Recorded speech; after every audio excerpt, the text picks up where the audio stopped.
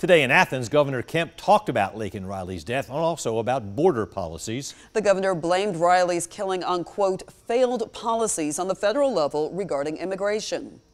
This community, all of Georgia, and the entire country have been rocked by this inexcusable and avoidable murder.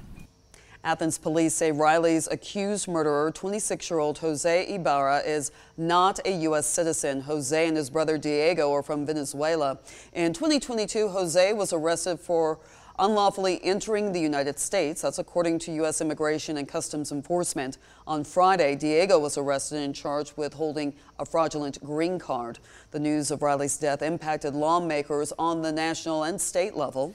U.S. Senator John Ossoff led a moment of silence today in the House and Senate chambers in honor of Laken Riley.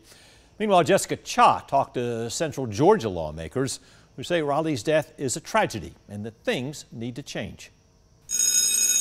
There are many things on the minds of Georgia's lawmakers. The HBCU, anti-Semitism. Laken Riley, the 22-year-old Augusta nursing student killed last week, is one of them. I pray for the Riley family. We're livid. We had several senators that went to the well and spoke this morning on that. I cannot imagine the pain that the Laken Riley family is going through right now. Republican Macon Senator John Kennedy asks who's at fault. Some want to blame this on a failure of the system.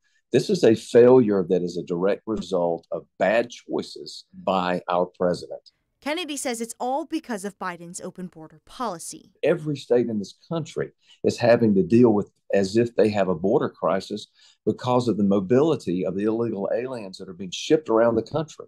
Kennedy says he wants to be able to do something in Georgia. This problem is and has been exacerbated by what we have in Georgia, unfortunately, in the way of sanctuary cities. Athens, Clark County, where Riley was killed, is a sanctuary city.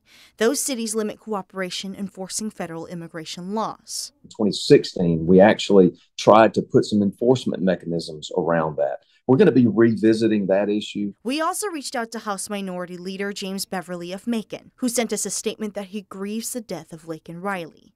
He said in part that House Republicans in Washington voted against a bipartisan Senate bill that would make it harder for migrants to apply for asylum once they've entered the country illegally. He says that makes our border, quote, less secure.